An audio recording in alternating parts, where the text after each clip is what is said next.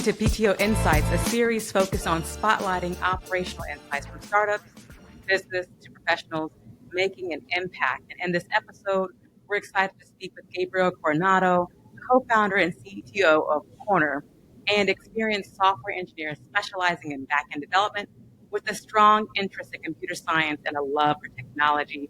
Gabriel has an incredible story of exploring new concepts and technologies while staying up to date with the latest advancements in the field. Gabriel, welcome. It's my pleasure to be here with you, Crystal. It's exciting to join you here on this exciting series of good thoughts for people out there. Nice. I love it. So in our 15-minute discussion today, you'll hear Gabriel's insights about the software engineering space and what it takes for someone to get started on their own. We'll discuss modern computing, new engineering technology, and why lateral thinking elevates us above AI. Gabriel will also share his perspective on being a software engineer in the age of rapidly evolving technology and products. So let's dive in. Gabriel, I believe you started in the technology and web development space around 2017.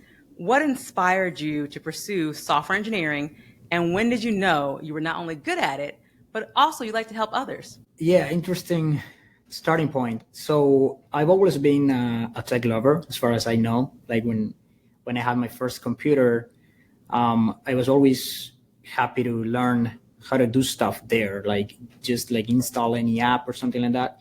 But then I think since I was always curious, then I got this thought of how are things actually built? Like how can I make my own program, my own app or something like that? So then I started basically learning about programming, and it was interesting because that was something that we could do on our own, right?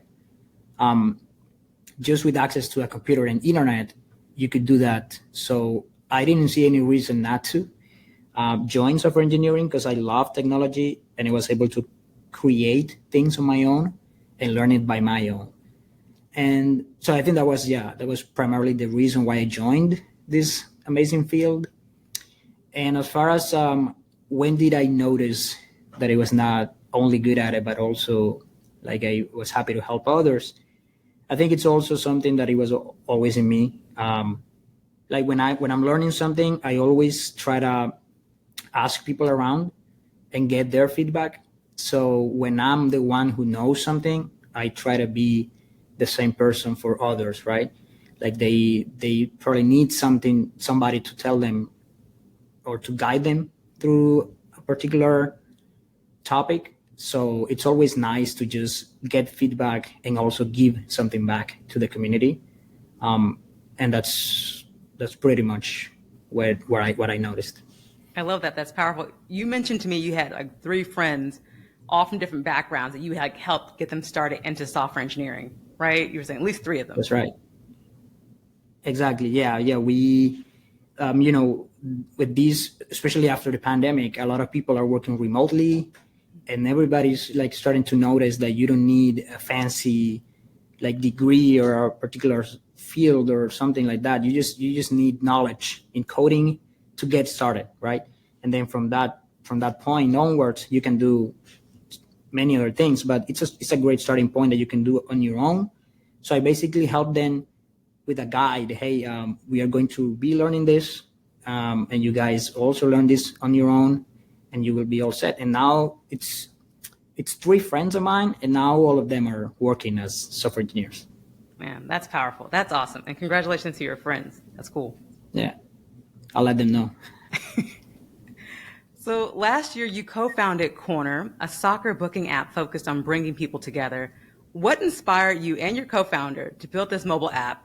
And how does your perspective as a CTO differ from that as a software engineer? Yeah, I think this goes in line with that unique quality that software engineering has. And it's that you can create something totally on your own, like in your bedroom. Like you can just create code and app, you can deploy it, and you have already something like, and you can start a business with that, right? So I have my friend and I, he had this idea of basically, so in Colombia, it's very common in Latin America in general, right? It's soccer is a big hit there. So people like regular people, not professional players or something like that, we tend to play weekly, for example, right? and you book a field or a pitch. They're usually private businesses, so you just book them right in advance. Right now, that booking process is done manually. Like, you have to call them, you have to send them a message through WhatsApp, or just keep calling them, asking for the price, calling the other ones to see which one is available. So we basically decided to take this as an opportunity to build a system where everything is automated, and you just see the fields that are around you or that are in your city. You see the price and everything, right? But you basically to build a system around this opportunity. And that wasn't an idea, like an original idea from us. Like, some people already had attempted to build this app, but we just decided to do it in a good way, because the other ones were like, pretty old software, like using some template. So we just decided to go one step beyond and basically do it the right way. So that's what we are pushing for. And also because we didn't have a reason not to, because we are doing it from wherever we are. And I think that's what pushed us. Like, there's no reason not to, because you don't need anything. You just need a computer and internet. Nice. And as far as for like CTO, so right now the company is just starting.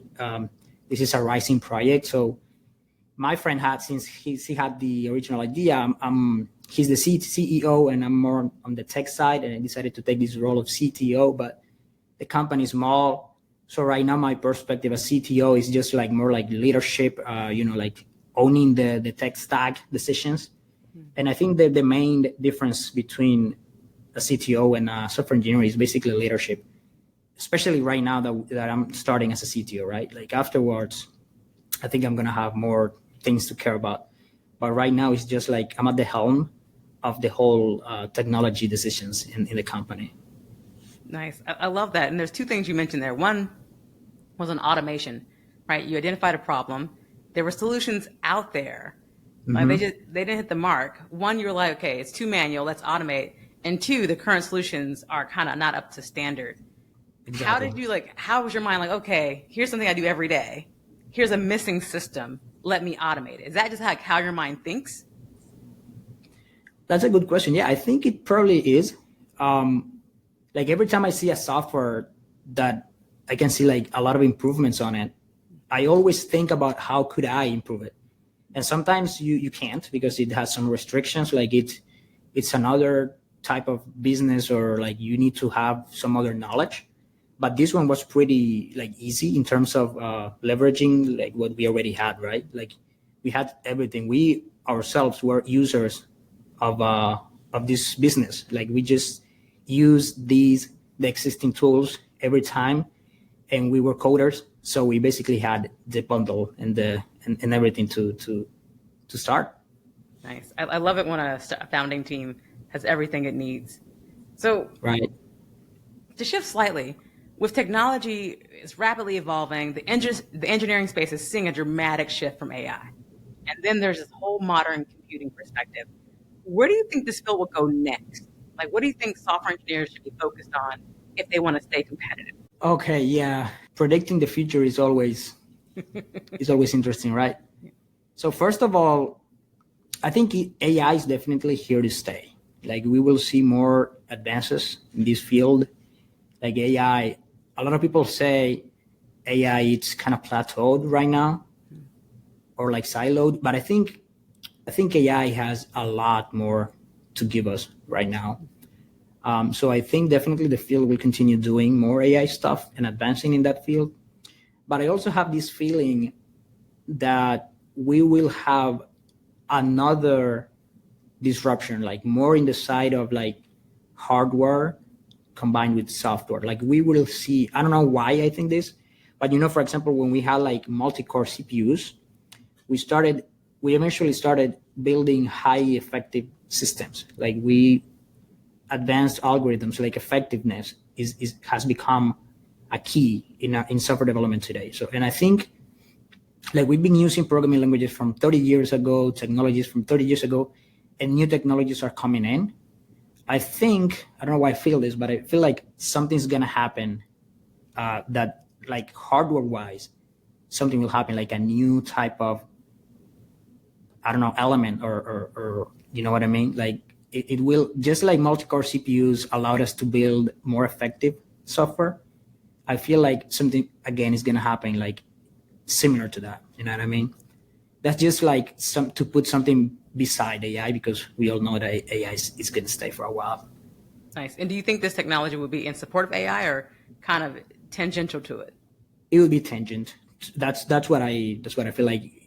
For example, right now even AI is expensive. Like ChatGPT, like I remember like when it came out, like to answer a question, it would take like 3,000 servers, something like that. So like it's really expensive. And I think even though what I think is going to happen, like that would benefit also AI, because it would just be a way to build the software more efficiently. That's my take on what's going to happen next. Wow. Basically. And I think you asked me about how do we as software engineers stay competitive. I think for this, I'm going to refer to this website. It's called teachyourselfcs.com. It's basically a guide of resources and how people can like learn CS on their own. But I think what's great about that, it has this section where it explains that there are two types of software engineers, type 1 and type 2. And basically type 1 are people who are always learning CS, computer science, in depth, as opposed to type 2, where they just stay at a surface, learning a framework because it's trendy or something like that. So I think to stay competitive, regardless of what happens, if it's AI, whatever it happens, if we learn the underlying foundations of things, we have a job guaranteed. So that's what I think we should do anyways, regardless of what happens. Just learn and understand the underlying concepts of things, and you will have a job secured. That's what I think. Nice. It reminds me of the statement that professions nowadays are like intellectual athletes. When you're That's always right. learning and you're growing, like LeBron is still in the game. He's probably 20 years past you. I mean, he's been there for a long time, but because he's always learning and growing, and like you say, expanding in the computer science space, understanding the underlying abstraction, you'll have a job. But those quick hit frameworks, we'll see. Exactly. Okay, would you bring up, there is a fear right now around AI and how it will take those jobs. You mentioned to me, though, that AI addresses a specific prompt or query, but it has yet to demonstrate, at least on a public scale here, lateral thinking. Can you explain what you mean and how engineers or professionals can leverage that knowledge in this new generation? Yeah, so interesting. So for that, I'm also going to refer to another source, and it's a book that's called The Myth of Artificial Intelligence. Basically, the author explains why AI is not going to replace us. But the way he does so is he explains the underlying concepts of AI and how it works. And so just to summarize, he mentions three types of inference, right? Like inference is just how we gain knowledge, and also AI, right? So we have three types of inference right now, like that have been studied across the years. So we have induction, deduction, and abduction. And it's basically a way of saying how we, depending on the method we use, do we create new knowledge? Do we create new experiences? Do we predict something? So deduction is just basically taking something generic and make it specific. Induction is basing on previous observations, you can make predictions. And abduction is basically seeing your life experiences, having common sense, deep understanding of something, making hypotheses, making different options, right? Making guesses. Yeah. So he was basically saying AIs work with deduction and induction. And actually machine learning is pure induction, right? Because it's just about predictions. So he was saying in the book that AIs won't have abduction, or basically they don't have it today. And that's something difficult to code because we don't even know how it works, because it's just like a series of guesswork that we as humans do, right? Like this common sense thing, like you can't program common sense, right? So I think that's one fear of people thinking that AI is going to replace us. So with this, I'm basically saying they won't replace us, especially if we are working in a specialized field. For example, I remember this anecdote from Spotify. I don't know if you watched the miniseries on Netflix or know the story, but basically the CEO asked the CTO, hey, we want to build a streaming service with no delay at all. And they were doing everything over the internet, over the HTTP protocol, which runs on TCP IP. And he did basically all he could to get to a delay of 200 milliseconds, something like that. And the CEO said, no, we want no delay. And he said that was impossible to do over the TCP IP protocol, which is the internet protocol. So what he did was, you know what? We can just create our own protocol. And that's basically how Spotify made the beautiful technology they had. So that it's lateral thinking. That's what I mean. Like you have to think outside the box. You're not making a prediction. If you can have enough data, but if you don't think laterally, you're not gonna get to those points. So, and I don't think AI is gonna do that. I don't think it's ever gonna do it, but we can't say it will never do it. But that's just something that we humans have, and that's why we aren't replaceable by a machine. Nice. I like that. It reminds me that I always prefer the term data informed as opposed to data driven.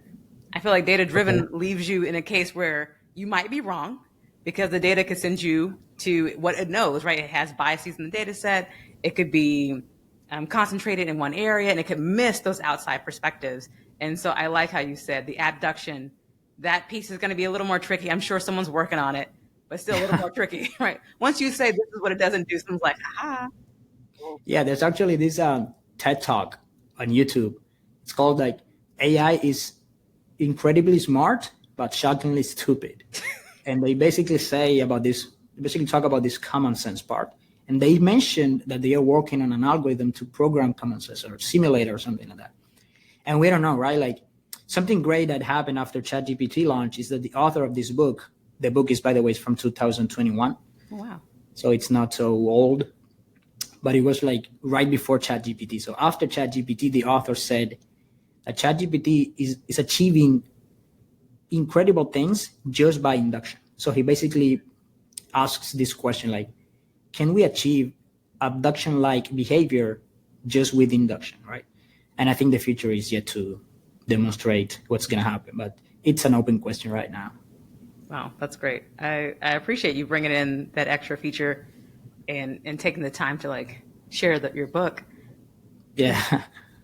I mean, well, let me just follow one more question here because this is a big one. There are junior engineers, like you said, your friends who are just starting out, or people who just use those frameworks as you mentioned earlier. Will their job get taken? Yeah, good question. I think junior engineers, I think that there's been this like fear of junior engineers losing their jobs because their jobs are usually easier to do compared to senior engineers, and like senior engineers have their job secured. But I think it's the same thing. Like junior engineers, they just have less experience than senior engineers, but their knowledge, they're still humans. They can still come up with great solutions and great thinkings that an AI won't have, right? Like I'm going to bring up another thing for that, and sorry if it's a philosophical thought experiment, and it's called the Chinese room. It's basically like, let's say you're in a room, right? Like nobody knows what's inside the room, and somebody hands you a paper with Chinese characters, which are a question, but you don't know it's a question. And you in the room have a bunch of boxes, and every box has a series of instructions on how, which Chinese characters you can map between them, right? So you basically see what's in the paper and you map it to another series of Chinese characters and you give it back to the person that gave you the original paper. They will see in the paper a Chinese answer, right? So now imagine you get more instructions, more Chinese characters, more boxes, filled with Chinese characters. That will mean that you will be more effective generally to do that, but doesn't mean that you know Chinese. So the person from outside is seeing, okay, this room is a Chinese translator and it's really effective, but you are not really knowing Chinese, right? You're just giving more, making the algorithm more efficient. So, and also in the book, they mention something similar, and they say like, that's just impressive computer science. It's not intelligence, right? And intelligence is what we humans have. So comparing a junior to an AI, like the AI is just this Chinese room, right? Like the AI can do a lot of things. They can calculate, but they can connect dots. But we humans make sense of those dots. And I think a junior engineer can do that, right? Like, of course, they will lack some experience, but I think they're gonna be able to make sense of the dots, analyze some situations, and I think that's just a perspective that we won't get from a machine. Nice. I like how you said that the translator might be able to translate, but might not actually know the language or the sentiment or the context or the subtext and other meanings just because it can translate. Exactly. That's deep. Okay, given how engineers and businesses take knowledge and they implement it and they make, like you said, systems or automation, how can like the next generation technology be more of an operation? Like, how do we stop kind of experimenting all over, and how can we make this systematic application of new technology, especially in engineering? In engineering. Yeah, that's a great question, because I think right now, especially companies, like when you were mentioning like the fears, there's also a fear from the company side of things that they feel like they're going to be left behind from this AI wave, and they basically try to rush. So what I think is you just have to know the limitations of AI, and you also have to know what values it can give you. You also have to know the values of your company, and just don't rush on like getting into the AI world by making some nonsense AI implementation in your company, right? So just know the limitations, make it efficient. That would be my take. I like that. That's know your limitations, make it efficient. Don't chase those. And also ethical, because right now, like I saw this post, I don't know if it's true, that Slack is going to start training an AI model by using people's private messages. And I don't know if that's true, but that's the thing. That's the same thing. Like, just companies are just rushing, right? And they're probably doing unethical things, or just probably non-efficient things. Like, they're just rushing. And I think what we would have to do is just to stop for a minute and think it through. I appreciate that. Taking the ethical standpoint, like that's what a company value should be, ethics, and then making sure you take that into account. Okay. So here's a question for other engineers or professionals that are inspired by your story. How do you accomplish like these large goals? Like, you're a CTO, you're a backend engineer, you're training other people. Like, how are you doing all this but still connected to your why, like who you are as a person? So I basically think like the things that I do, I always try to have some value in them, and also like if I involve other people, I like they're my community, right? Like, they're the people who support me and I support them. And I think it's just like they share some feedback with me, I share some feedback with them. Like, I give something back because I help them, but they also help me. So basically I involve them as part of my goals, but not because like I want to take advantage or something like that. It's just because it's naturally happening. And also with them, right? Like, it's just a community that we have built for talking about code or talking about things in general. And we learn from those experiences. And sometimes the ideas come out of those talks, right? Like, we just get together to talk about something, and hey, you know what? Let's build this. Let's do that. So I think it's the community first, and the circle is what has allowed me to do many of the things I'm doing right now. Nice. I love that. I love it. You saying community first in the circle and that sharing of ideas, right? So what would be like your final words to anyone listening to this podcast? So I would say right now with all this AI thing, it's actually, it might think that software engineering is not going to be so great. But I would say it's actually the opposite. Like, it's never been a better time to start in the software engineering world. Like, if somebody out there is thinking about getting started, I would totally encourage you to do it, because actually something I was thinking is, like, people think AI is going to take over jobs, but actually new jobs have emerged, right? Like, we have AI engineer, AI scientist, ML engineer. Like, it's actually the opposite. And we software engineers, we still have our jobs. So nothing's going to happen in your job. Just get started in this. And the beauty of software engineering is that you can build something on your own. You can build something yourself. And just a piece of advice I would tell people who want to start something is just know when to delegate and do things the right way. Like, for example, we were building this mobile app. We're still working on it. We're like, we launched last year. But something we did is it was a team of 2 software engineers, and we didn't have a good design. And that was a key thing, because the existing apps, they had terrible designs, terrible UI, terrible user experience. So what we did is, instead of trying to come up with a template in Google or something like that, we hired a designer who eventually became our partner.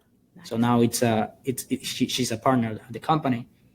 We basically delegated that, right? Like, we didn't know how to do design, but we know that we need a good design. So it's just know what you need, and if you have to delegate it, and if you can't do it, just try to aim for the right way of doing it. That's basically what I would say. Yeah, I love that. Delegation is such a hard skill, even for, I think, a lot of entrepreneurs and small business owners and leaders even. So that's a wonderful piece of advice. That concludes this conversation with Korner's co-founder and CTO, Gabriel Coronado. Gabriel gave us an inside look at how he turned his passion from soccer into an innovation and a professional solution that brings communities together. We covered ways listeners can start software engineering, right? Learn CS, how being part of a co-founding team can actually help you get technical insight, building your own stack, what changes in modern computing will mean for the next generation, lateral thinking and such. And then Gabriel's story inspires engineers and professionals alike to take their insights and openness in his journey and use that perseverance and courage to start on their journey. So thank you, Gabriel, for sharing your story. Thank you, listeners, for joining us on PTO Insights, and we will see you next time.